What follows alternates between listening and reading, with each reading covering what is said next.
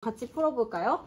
자, 갑의 연구에 대한 옳은 설명을 골라달라고 했습니다. 이런 연구에 이제 예시가 분항에서 나오면 우리는 이게 이제 양적 연구인지 질적 연구인지 그 다음에 자료 수집 방법은 뭐를 썼는지에 대해서 문제를 이제 해석을 해야겠죠.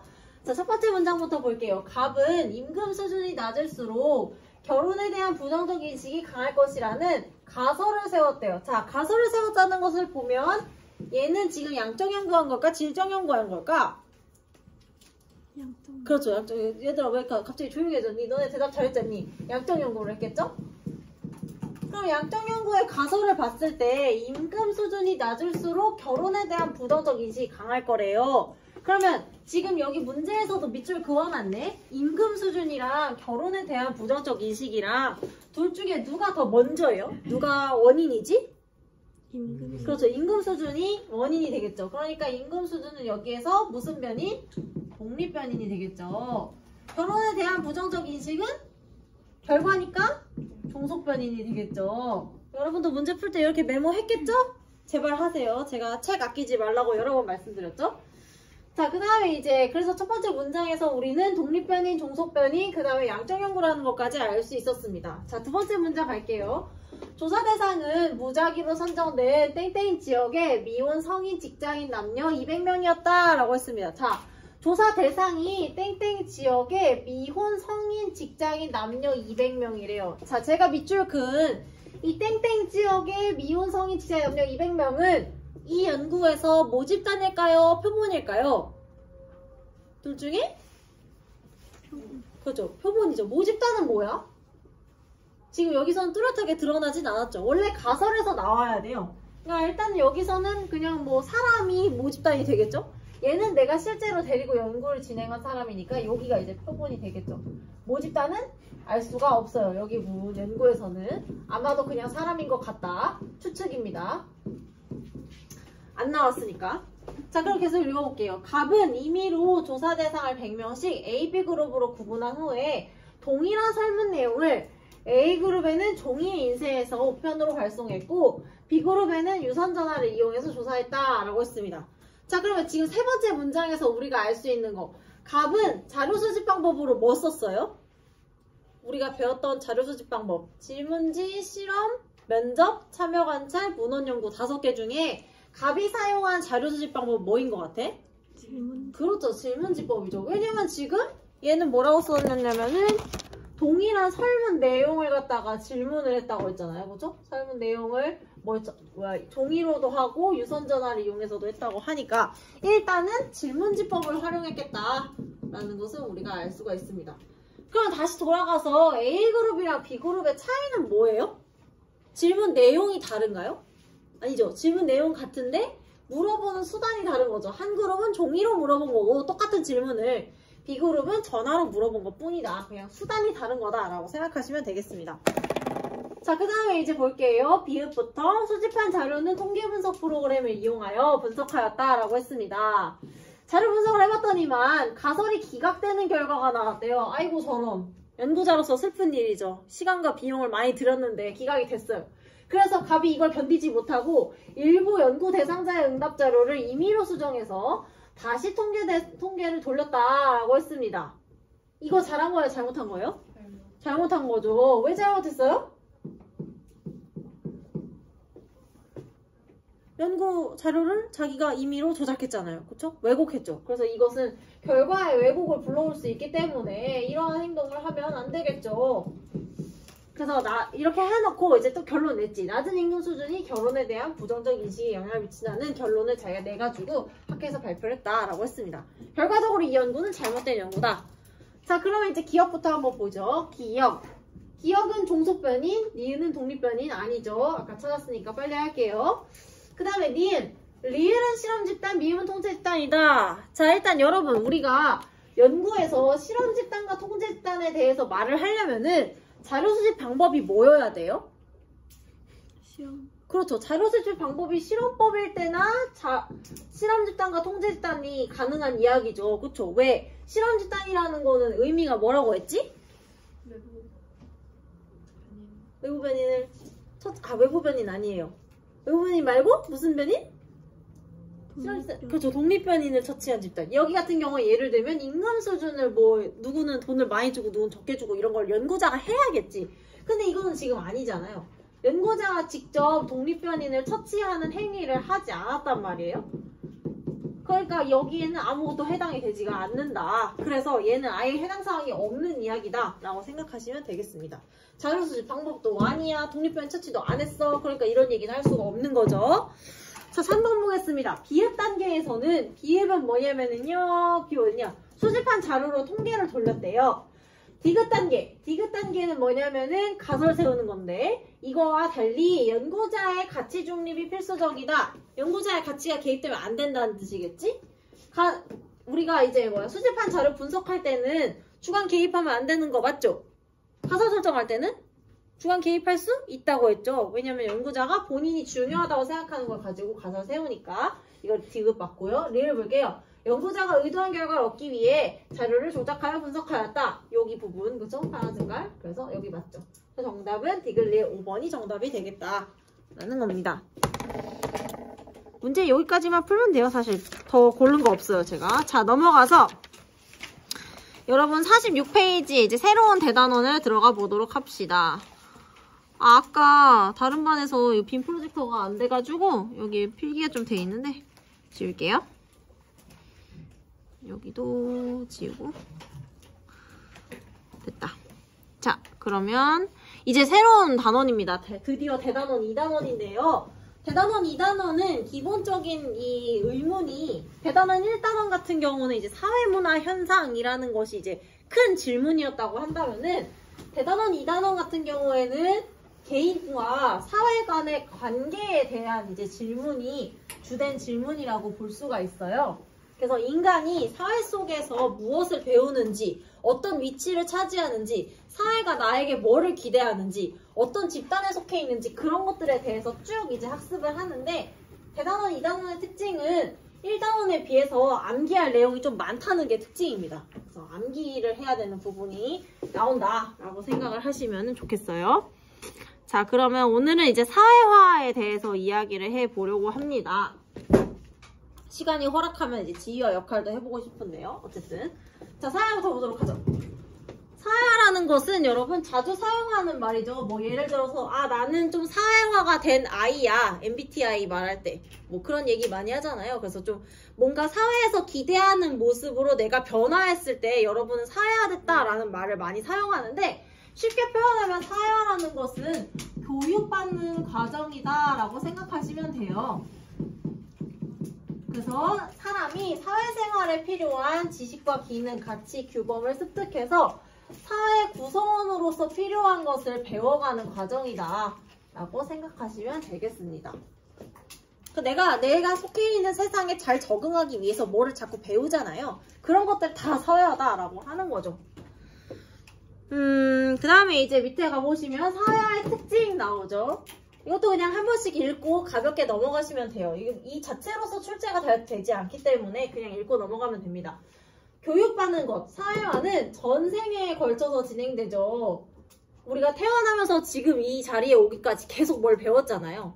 태어나서 이제 밥 먹는 거 배웠지, 말하는 거 배웠지, 기초적인 사칙연산 배웠지, 여기서는 또 사회문화라는 과목 배우고 있지, 대학교 가면 또 대학교육 받지, 회사 가면 또 배우고, 끊임없이 배우는 거죠. 여러분이 나중에 늙어서 할아버지 할머니가 돼도 사회는 변하기 때문에 또 계속 새로운 걸 배우겠죠. 지금 할머니 할아버지들이 키오스크 사용하는 거 배우는 것처럼. 그래서 전생에 걸쳐 진행된다. 그 다음에 두 번째로 시대와 사회에 따라서 사회화의 내용과 방식은 다를 수가 있는 거죠. 지금은 여러분 현대에 태어났기 때문에 여기 앉아서 사회문화라는 과목을 배우지만 여러분이 조선시대 때 태어났으면 논어, 맹자 이런 거 배우지 않았겠습니까? 그래서 시대나 사회에 따라서 계속 달라지는 거고요. 그 다음에 사회화, 교육이라는 것은 주로 모방과 동일시를 통해서 배운다고 하는데요. 이거는 쉽게 생각하면은 여러분이 학습을 할 때 여러분 주변 사람을 따라하면서 학습한다는 거죠. 대표적인 게 이제 애기들이 말을 배울 때 엄마가 사용하는 말, 주 양육자가 사용하는 말을 주로 이제 배우잖아요. 그런 것들 생각하시면 되고요. 그 다음에 보상과 제재라는 거는 뭐냐면은 내가 어떠한 행동을 했을 때 보상이 따르는 경우가 있고, 그러니까 칭찬 같은 거. 내가 어떠한 행동을 했을 때 아 그러면 안 돼! 라는 금지가 따르는 경우가 있잖아요. 그래서 이 보상과 제재를 당하면서 아이들은 점점 보상받을 수 있는 행동 쪽으로 이동을 하게 된단 말이죠. 그렇게 함으로써 교육이 이루어진다. 그 다음에 언어적 상호작용, 주로 말을 통해서 이제 사회화가 이루어지게 된다. 별로 안 중요한 내용이에요. 빨리 넘어갈게요. 자, 그 다음에 이제 사회화의 기능입니다. 여기도 그냥 한번 읽고 넘어가면 돼요. 부담 가지실 필요는 없습니다. 자, 사회화의 기능이라는 거는 사람이 교육을 받는 것이 개인에게는 어떤 점이 좋고 사회 전체적으로 봤을 때는 어떤 점이 좋냐 이렇게 두 개예요. 그래서 개인이 교육을 받으면 좋은 점 첫 번째, 개인이 사회생활하는 데 적응을 할 수가 있겠죠. 그래서 인간답게 사는 데 필요한 기초적인 요소들을 여러분이 배웠잖아요. 뭐 글이라든지 아주 기본적인 생활의 규범이라든지 그런 걸 잘 배워서 잘 적응을 하는 거죠. 그 다음에 두 번째로는 자아 정체성과 사회적 소속감을 형성하는 데 기여한다 이런 말이 있는데 예를 들면은 우리가 한국인이라고 하는 정체성을 형성하는 데 있어서 여러분이 한글을 배운 거 이런 게 이제 한국인으로서의 정체성을 만들어주는 하나의 학습 과정이 되는 거겠죠? 뭐 그런 것을 생각하시면 될 것 같고요. 그 다음에 사회적으로는 개인 한 사람에게 교육을 시키는 게 뭐가 좋냐? 사회 전체적으로 봤을 때는 문화가 공유되고 세대 간의 전승, 물려주는 데에 도움을 준다라는 게 이제 사회 전체적으로 봤을 때 교육의 역할이 되겠죠. 이거는 뭐 멀리 갈 필요 없이 예를 들어 이제 뭐 집집마다 집안만이 가지고 있는 뭐 전통이라던가 뭐 그런 게 있잖아요. 뭐 예를 들면 뭐 집안만의 레시피 같은 거? 우리 집안에서만 내려오는 레시피? 그런 것들이 이제 교육을 통해서 계속 다른 세대로 이동을 할 거 아닙니까? 저희 집안에도 하나 있거든요. 저희 집안은 코다리구이가 할머니가 해주시는 요리가 있는데 그걸 이제 저희 엄마가 배워서 똑같이 하시고요. 저희 엄마가 저를 가르쳐 주셔서 저도 하겠죠? 그런 식으로 이제 계속 교육을 통해서 그게 세대 간으로 물려 내려올 수 있다. 그게 이제 가능해지는 게 교육 덕분이다라는 거고요. 그 다음에 이제 세 번째, 사회 구성원 간의 동질성을 형성함으로써 사회 전체적으로 사회가 잘 유지되는 데에 기여한다. 이거 이제 옆에 있는 거랑 똑같이 생각하시면 돼요. 우리나라가 잘 유지가 될 수 있는 거는 한글이라고 하는 한국인의 정체성을 형성하는 것이 사람들 안에 계속 흐르기 때문에 그래서 한국인이라는 그 공동체가 계속 유지가 될 수 있다라는 거 생각하시면 돼요. 제가 이걸 엄청 빨리 설명한 이유는 안 중요하기 때문에 그래요.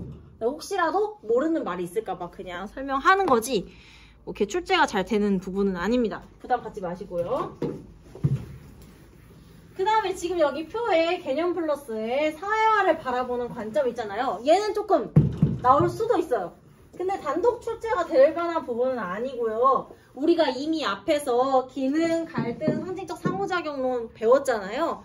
얘네들에 대해서 물어볼 때 얘네들에 대한 보기 정도로 나올 수 있다. 그렇게 생각하시면 돼요. 그래서 이미 여러분 다 아는 내용이거든요. 한번 같이 보고 넘어갑시다. 자, 일단 기능론에서는요. 사람들이 교육을 받는 것을 어떻게 바라볼까를 생각했을 때 우리 이미 한번 수업 시간에 제가 언급했어요. 기능론에서는 사회를 각 부분으로 나누어져 있다라고 설명드렸었잖아요. 그래서 제가 수업 시간에 이렇게 그림 그렸던 거 기억나세요? 그렇죠? 사회는 가정, 뭐 예를 들면 학교, 그 다음에 뭐 회사 이런 식으로 이루어져 있다고 등등등 해가지고 그렇죠? 그래서 제가 설명을 드리기를 수업 시간에 가정이라는 곳이 하는 역할이 있다. 예를 들어서 아주 기초적인 사회화를 한다. 배가 아프면 화장실에 가야 된다는 거를 가정은 가르친다 라고 말씀드렸죠. 그래서 얘가 여기서 교육을 잘 받지 못하면 학교 와서 배가 아플 때 애들이 다 똥을 싸니까 학교가 교육이 잘 안 될 거다. 뭐 그런 말씀 드렸잖아요. 그렇죠? 그리고 학교에서는 규칙을 준수하는 거를 가르치는데 예를 들면 여러분이 정해진 시간에 등교를 해야 된다는 거를 배우지 않습니까? 그러니까 여러분은 철두철미하게 8시 반에 학교를 오잖아요. 그런 식으로 규칙을 준수하는 걸 배우는데 그게 잘 안 되면 회사에 갔을 때 뭐 9시에 이제 출근을 하라고 해도 애들이 잘 안 오겠죠. 그러니까 그런 식으로 얘네 각자가 하는 역할들이 다 사실상은 사회화를 하는 기관이다 라고 보시면 돼요. 그래서 결국에는 사회화가 잘 돼야 가정에서의 역할을 잘해야 학교도 잘 돌아가고 학교가 동기가 사회화를 잘해줘야 회사도 잘 돌아가고 하는 거죠. 그러니까 결국에는 전체적으로 봤을 때 사회화라는 것은 사회를 잘 유지시키는, 사회의 균형과 조화를 유지하는 데에 도움을 주는 그런 것이다 라고 볼 수가 있겠죠. 그래서 사회화는 여기 보시면 사회 전체의 필요에 따라 구성원들로 하여금 동일한 문화를 공유하게 하고 문화를 세대 간 전승함으로써 궁극적으로는 사회 유지, 통합, 존속에 기여한다. 그러니까 사회에 있어서 사회화라는 것은 굉장히 도움이 되는 거다라는 게 이 기능론의 입장이다라고 생각을 하시면 되겠습니다. 애들이 교육을 잘 받아서 궁극적으로 사회가 잘 돌아가는 거예요. 반면에 갈등론, 이것도 수업 시간에 이미 한번 얘기했었죠. 갈등론이 학교 교육을 어떻게 바라보는가. 갈등론은 학교 교육 좋아해요? 싫어해요? 싫어요. 그렇죠. 싫어해요. 왜 싫어해요? 사상주의. 그렇죠. 지배계급에게 유리한 사상을 주입하고 현재 사회가 굉장히 불공평한데 그게 되게 불공평하지 않은 것처럼 우리를 속이는 게 학교 교육이라고 본다고 했잖아요. 그 얘기 똑같이 나와 있습니다. 갈등론이 보는 사회화는 지배계급에게 유리한 가치와 규범을 전수하는 수단이에요. 그리고 피지배 집단에게 순종하는 태도를 가르치게 함으로써 결국엔 궁극적으로는 지배 집단의 기득권 유지 수단으로 작동한다. 그래서 사회화는 나쁜 거다 라고 보는 게 이제 갈등론의 입장이다. 그래서 둘을 비교하자면 기능론은 사회화가 굉장히 좋은 거 역할을 한다고 보고 갈등론은 아니라고 본다. 둘을 비교할 수가 있겠죠. 그 다음에 이제 세 번째, 상징적 상호작용론입니다. 저희가 상징적 상호작용론을 수업 시간에 설명하면서 사회화에 대해서 이야기하지는 않았어요. 그렇지만 상징적 상호작용론의 기본적인 틀 있잖아요. 결국 상징적 상호작용론은 나와 다른 사람이 서로 상징을 주고받는 과정에 관심이 있는 거라고 말씀드렸죠. 그러한 과정에서 사회화도 이루어진다고 보거든요. 그걸 설명하는 가장 대표적인 상징적 상호작용론의 이론이 뭐가 있냐면은 거울자화 이론이라는 것이 있어요. 이 이론에 대해서 알면 여러분도 사회화 과정을 쉽게 이해할 수가 있어요. 교과서에도 나오니까 우리도 그냥 상식으로 알아둡시다. 거울자화 이론이라는 것은 뭐냐면요. 나라는 개인은 타인, 다른 사람을 마치 나의 거울처럼 비춰서 이 타인에게 비춰진 나의 모습을 가지고 나의 이미지를 형성한다는 게 거울자화 이론이에요. 이렇게 설명하면 더 어렵죠? 예를 들면 이런 거지. 지금 너 이름 예리인가? 그래, 예리가 지금 여기 앞에서 눈을 빛내면서 수업을 열심히 듣고 있거든요? 그래서 제가 예를 들어서 야 예리는 정말 수업도 열심히 듣고 참 착실한 애다 이렇게 칭찬을 했어요. 칭찬했는데 얘가 칭찬 듣고 5분 있다가 너무 졸린 거야. 수업 듣는데 와 진짜 졸려 뒤지겠네 이런 생각이 들었어요. 그러면 얘는 잘 수 있을까 없을까? 없겠죠. 왜? 칭찬을 들었잖아. 그러니까 사회문화 선생님이라고 하는 타인에게 나는 굉장히 착실한 학생으로 비춰지고 있는데 내가 지금 자면 그 이미지가 바사삭이잖아요. 그러니까 안 되잖아. 그러니까 얘는 그 타인의 평가에 비추어서 자신의 이미지를 계속 형성을 해나간다는 거죠. 행동도 수정을 하고. 그러한 과정을 통해서 사회화가 이루어진다는 게 이 거울자화 이론이 설명하는 사회화의 과정이라고 생각하시면 돼요. 그러니까 예를 들면 규범 같은 거를 학습하는 것도 비슷한 과정이라고 생각하시면 돼요. 예를 들어 이 친구가 청소 시간에 굉장히 청소를 열심히 해. 그러면 선생님이 너 굉장히 청소를 열심히 하는구나 칭찬하겠죠. 그럼 얘는 선생님은 나를 청소를 열심히 하는 학생으로 보고 있네. 그럼 난 계속 열심히 해야지. 자신의 행동을 강화하는 거죠. 그래서 계속 청소를 열심히 하는 방향으로 행동을 해나가는 거지. 그러한 방식으로 학습이 이루어진다라는 게 상징적 상호작용론의 설명이에요. 그래서 계속 보시면 사회화는 개인이 상호작용을 통해 자신에 대한 타인들의 평가나 기대를 인식하고 사회적으로 널리 수용되고 있는 규범들을 내면화하면서 자아를 형성해가는 과정이다 라는 거죠. 자기의 이미지를 계속 쌓아가면서 사회적으로 수용될 만한 것들을 계속 이렇게 내면화하는, 스스로 받아들이는 과정이다 라는 거죠.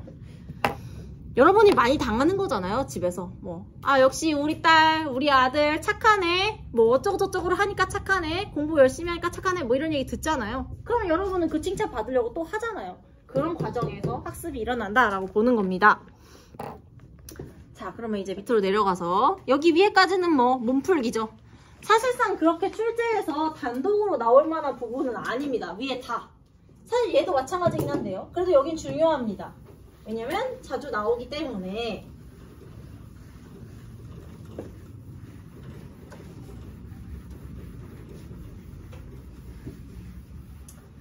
우리가 이제 뒤에 단원을 가면은요, 사회 집단의 수많은 종류에 대해서 배울 거거든요. 예습을 한 친구들은 아마 알겠지만, 뭐 예를 들어 1차 집단과 2차 집단, 공동사회, 이익사회, 내 집단, 외 집단, 준거 집단, 지금 벌써 제 손이 뭐 7번 왔다 갔다 했잖아요. 그렇게 수많은 집단을 배워요. 그리고 얘까지 포함해서 거의 한 지금 뭐 한 10개 넘게 되는데, 그걸 다 외워야 됩니다, 이제부터. 그래서 예를 들면 문제가 나중에 나올 때 이런 식으로 나와요. 뭐 학교, 뭐 예를 들어 대학교에다 밑줄 그어놓고 얘는 우리가 배웠던 그 수많은 기관 중에 뭐에 해당하니 골라봐. 뭐 이런 식의 문제가 나와요. 그래서 잘 숙지를 해둬야 됩니다. 개념을 숙지하고 외우기까지 해야 되는 그런 부분이에요. 이제 시작하는 거다라고 생각을 하시면 됩니다. 자, 그러면 먼저 사회화 기관인데요. 이 사회화 기관이라는 거는 이름에서 알 수 있듯이 뭐를 하는 기관일까요? 이름이 사회화 기관이니까 사회화를, 그렇죠, 교육을 하는 기관이겠죠. 교육이 이루어지는 기관을 말하는 거죠. 그래서 교육이 이루어지는 기관에는 어떤 종류가 있니? 이렇게 4개입니다 라고 하는 겁니다. 자, 그러면은 우리 바로 그냥 유형을 보도록 하죠. 사회화 기관의 종류, 크게 2가지의 기준을 가지고 나눌 수가 있는데요. 첫 번째, 설립 목적에 따라서 공식적 사회기관과 비공식적 사회기관으로 나뉩니다. 설립 목적에 따라서 나뉜다고 했을 때 공식적 사회기관은 뭐냐면은 내가 이 기관을 설립할 때에 설립 목적이 교육인 경우 우리는 공식적 사회기관이다 라고 말합니다. 내가 이 기관을 처음 만들 때 이 기관이 만들어진 목적 자체가 교육을 하려고 만들어진 곳일 때 우리는 그런 곳을 공식적 사회기관이라고 해요. 그럼 비공식적 사회기관은 뭐겠어요? 이 B자가 아닐 B자니까 설립 목적이 교육이 아닌 곳이겠죠. 오늘따라 왜 이렇게 텐션이 낮죠? 설립 목적이 교육이 아니에요. 그러나 교육이 이루어지는 곳, 그런 곳을 비공식적 사회기관이다 라고 하는 거죠. 그래서 2 기관 다 교육을 하는 기관이지만 원래 목적이 교육이었냐? 원래는 아니었는데 해보니까 교육을 하는 곳이냐에 따라서 나뉜다 라고 생각하시면 되겠습니다. 그래서 여러분이 알고 있는 곳 중에 처음에 세울 때부터 목적 자체가 교육하려고 만든 곳 대표적으로 뭐 있어요? 학교. 그래서 여기 있죠, 학교. 그쵸? 그 다음에 직업훈련소도 나와 있죠. 직업훈련소, 예를 들면은 뭐 그런 데 있잖아요. 뭐 국비 지원해가지고 뭐 제과제빵 같은 거 훈련해주는 데 있잖아요. 왜 이렇게 기냐? 뭐 이런 데 같은 경우에도 국가에서 돈을 들여가지고 일부러 만든 거죠. 제과제빵 하는 기술자를 양성하기 위해서. 이런 것도 대표적으로 직업훈련소. 처음 목적부터가 교육을 하는 곳이기 때문에 공식적 사회기관에 들어간다 라는 것을 이해를 해주시면 되겠습니다. 어렵지 않아요. 그냥 하고서 나중에 헷갈리지만 않으면 돼요. 비슷한 명칭이 나중에 막 나온단 말이에요. 뭐 공식 조직 이런 것도 나와요. 그런 거랑 헷갈리지만 않으면 됩니다. 자, 그 다음에 비공식적 사회기관, 아까 말씀드렸죠? 설립 목적은 교육이 아니나 실질적으로 누군가를 교육하는 행위가 이루어지는 기관이 비공식적 사회기관이죠. 대표적으로 그런 기관, 아주 대표적으로 여기가 있죠. 가족. 가족이 사회기관인가요? 사회기관이죠. 여러분 말, 사칙연산 1, 2, 3, 4, 5, 6, 7, 8, 90 가족에서 배웠잖아요. 대부분의 경우가 사회화를 합니다. 근데 사회화를 처음에 목적으로 만들어진 건 아니죠. 우리가 가족을 형성할 때 우리 애를 낳아가지고 가르칩시다 하면서 가족을 만드는 건 아니잖아요. 그냥 자기들이 좋아서 결혼하는 거지. 그렇지만 실질적으로 사회가 이루어진다.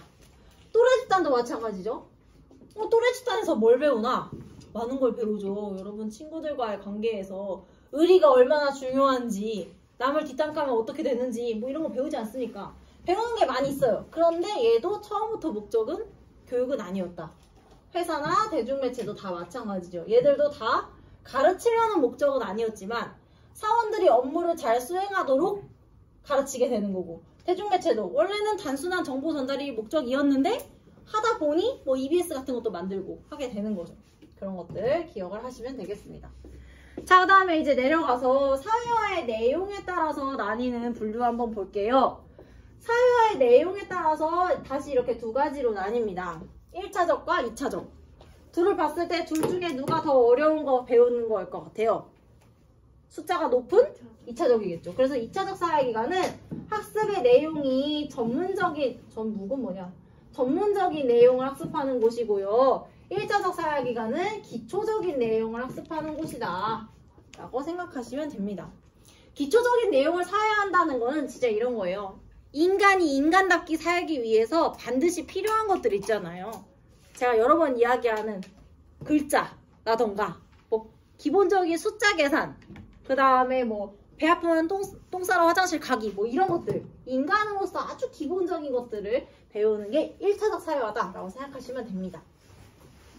그래서 기초적인 수준의 사회화를 담당하는 기관인데 기본적인 가치관이나 규범, 언어 이런 것들을 습득하는 거다라는 거고요.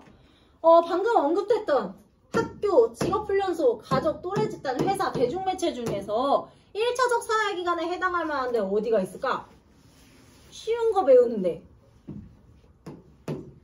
여기 위에 5개 중에 그죠, 가족 대표적으로 1차적 사회기간이라고 할 수가 있죠. 여러분이 집에서 엄마 아빠랑 밥 먹으면서 마르크스의 사상에 대해서 이야기하진 않잖아요. 많은 경우에 그런 것들 생각하시면 됩니다. 그 다음에 유아기나 아동기, 또래 집단 같은 경우에도 우리 어릴 때 친구들이랑 같이 놀면 유치원 선생님이 제일 많이 하는 말이 그런 거잖아요. 뭐 친구를 때리면 안 돼요, 뭐 이런 거. 이런 게 이제 아주 1차적인 사회화의 내용이라고 생각하시면 됩니다. 자, 2차적 사회기간 어려운 내용 배우는 데라고 했죠? 그래서 나머지 뭐 학교라던가 회사, 대중매체 이런 데에서는 우리가 1차적인 사회화를 하지는 않잖아요. 그냥 다 전문적인 지식을 배우는 곳이니까. 그래서 이렇게 구분이 된다. 넘어갈게요. 자, 이제 넘어가 보시면은 위에 이제 주요 사회화 기관의 역할이랑 인간의 성장 과정과 사회화라고 나와 있는데 이거 진짜 안 중요하거든요. 그래서 여러분 한 번씩 읽으시면 됩니다. 진짜로 안 중요해요. 그리고 앞에서 설명한 내용이랑 많이 겹칩니다. 그래서 신경 쓰지 마시고요. 내려가서요. 저희는 7번에 나와 있는 사회화의 유형 보도록 하겠습니다.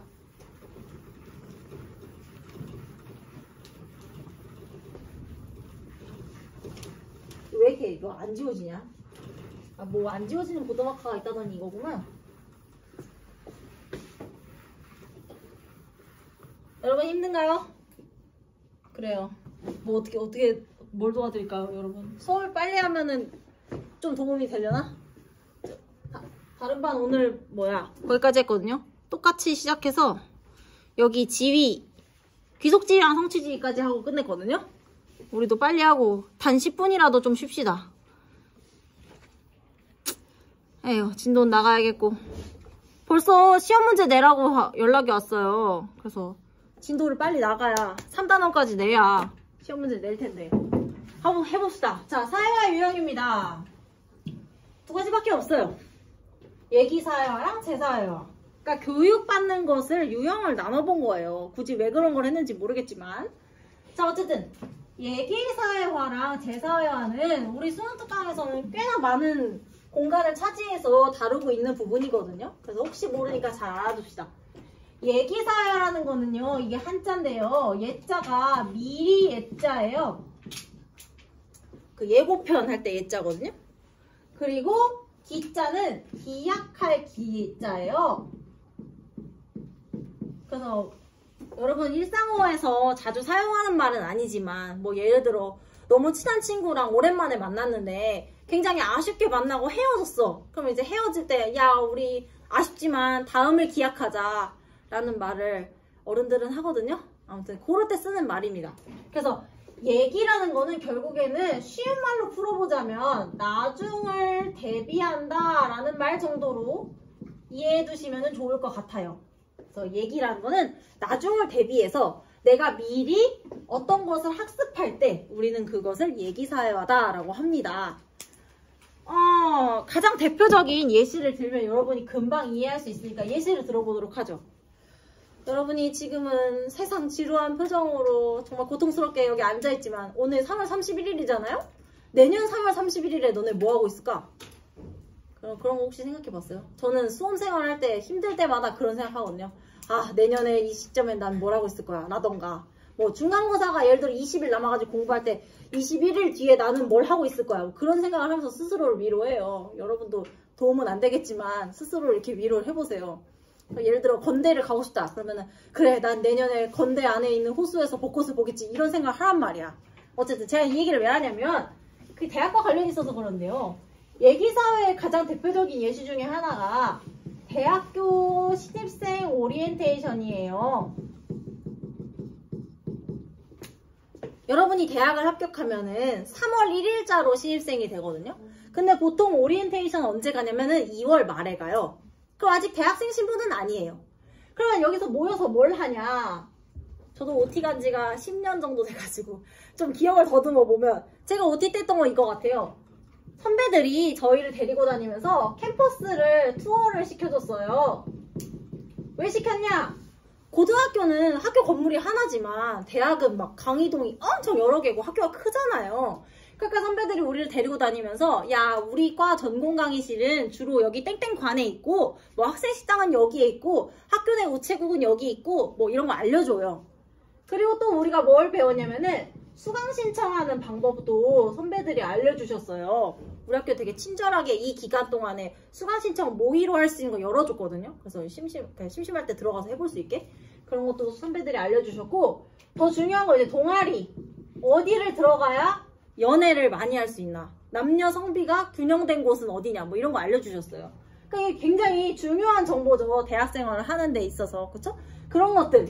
그러면은 다시 신입생 OT로 돌아와 생각해보면 2월 말의 시점에 나는 아직 대학생이 아니에요. 근데 이거 왜 배워요? 대학교 입학하면 필요하니까 미리 배우는 거잖아요. 그런 거예요, 예기사회화란. 그래서 여기 해설 보시면 미래에 속하기를 기대하거나 속하게 될 집단에서 요구되는 지식이나 기능, 가치 및 규범을 미리 학습하는 과정이죠. 내가 아직은 그 신분이 아니지만 앞으로는 내가 그 집단에 들어갈 거니까 그 집단에서 필요한 지식들을 미리 학습을 하는 것을 예기사회화라고 한다라는 거죠. 우리 교과서에는 대학교 신입생 오리엔테이션 말고도 또 하나의 예시가 있는데, 예를 들면 이런 게 있어요. 교과서에 나와 있는 예시인데요. 호주로 이민을 준비하는 사람이, 준비자라고 합시다. 유학원에서 호주의 역사와 문화와 뭐 이런 것들 배우는 거? 이런 거가 이제 예시로 나왔어요, 교과서에. 그래서 이것도 알아두시면 좋을 것 같습니다. 우리가 수능을 출제할 때는 다양한 교과서를 이제 검토해서 그 안에서 내거든요. 그래서 교과서 예시도 알아두시면 좋아요. 그래서 이런 것들. 내가 아직 호주에 살고 있지는 않지만 앞으로 호주 가서 살 거기 때문에 거기에서 잘 적응하려면 이런 것들을 알아야 되니까 미리 배우는 거 예기사회화다라는 거죠. 자, 그 다음에 이제 제사회화 보겠습니다. 제사회화. 제자는 여러분이 짐작하겠지만은 다시 제자예요. 재방송 할 때 제자죠. 그럼 다시 학습하는 과정을 말하는 거겠지. 그래서 여기 나오는 것처럼 개인이 처한 환경이나 상황, 소속 집단 등의 변동에 적응하기 위해서 새로운 행동 방식과 가치 규범을 학습하는 과정, 이렇게 나와 있는데, 이 제사회화의 큰 전제는 뭐냐면요, 내가 처해 있는 환경과 상황, 집단이 변한다는 거예요. 나의 상황이 변했어. 그리고 플러스 여기에는 지금 써있지 않아요. 밑에 써있지만 여기에는 써있진 않는데, 더하기 어떤 전제가 들어가냐면, 내가 지금 제사회화라고 했잖아요. 그러니까 원래 내가 사회화를 한번 했겠지? 그래서 기존에 내가 사회화했던 내용이 사회의 변동에 적응하는데 방해가 되는 경우, 이렇게 두 개의 전제를 가지고 있습니다. 그러니까 내가 처해 있는 상황이 달라졌어. 그리고 나는 원래 뭔가를 알고 있는 게 있는데, 내가 알고 있는 게 지금 변화한 사회에 적응하는데 좀 방해가 돼. 그래서 그거를 버리고 새로 학습을 하는 것을 재사회화라고 합니다. 원래 교육과정이 바뀌기 전에는 탈사회화라고 하는 개념이 있어가지고 따로따로 배웠거든요. 근데 지금은 이게 수능특강에서 합쳐놔가지고 수능특강을 따라가겠습니다. 연계교재니까. 그래서 요것도 예시를 들으면 지금은 약간 아사미사 하잖아요. 예시를 들으면 조금 더 이해가 잘 되는데요. 가장 좋은 예시가 저는 이거라고 생각해요. 북한 이탈 주민의 사례. 그래서 우리가 탈북을 해서 남한으로 넘어오게 되면은 처음부터 바로 이제 남한 사회에 들어가서 살게 하지 않거든요. 이 사람들이 이제 하나원이라고 하는 교육기관에서 같이 생활을 하게 해요. 여기서는 뭐를 하냐? 우리나라, 남한의 정치나 경제나 뭐 이런 것들, 사회 시스템, 뭐 이런 것들을 가르쳐요. 그래서 이 하나원에서 북한 이탈 주민이 겪는 과정이 재사회화라고 생각하시면 되겠죠. 북한 이탈 주민은 원래 북한에서 살 때 예를 들면 주체사상 같은 거를 굉장히 강하게 가지고 있잖아요. 그렇게 교육을 받았으니까. 근데 그걸 계속 가지고 있으면 우리의 수령은 지금 누구냐? 김정은? 김정은이다 라는 생각을 예를 들어 계속 가지고 있으면 남한 사회에 적응하는데 방해가 되잖아요. 그러니까 얘를 버리고 새로운 걸 학습을 해야겠죠. 그 과정이 이제 재사회화다라고 생각하시면 됩니다. 방해가 되니까 버리고 새로 배운다. 간단하죠? 그렇게 생각하면. 자, 이제 밑에 한번 보고 정리해 볼게요. 자, EBS가 친절하게 여러분이 헷갈릴까봐 또 한 번 설명을 해놨습니다. 얘기사회화부터 보죠. 얘기사회화는 개인이 현재 속해 있지 않거나 미래에 속하기를 바라거나 속하게 될 집단, 현재는 갖고 있지 않으나 미래에 갖기를 바라거나 갖게 될 직업 및 지위를 전제로 한다 라고 했죠.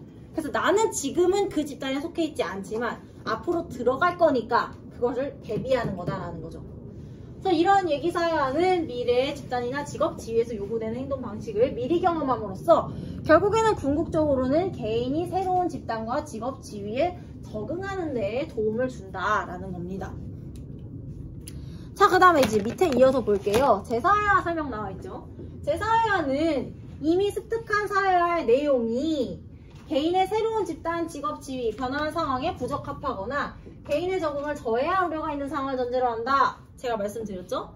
이미 사회화된 내용이 사회 변동에 적응하는 데 방해가 돼요. 그 얘기가 지금 나와 있는 거예요.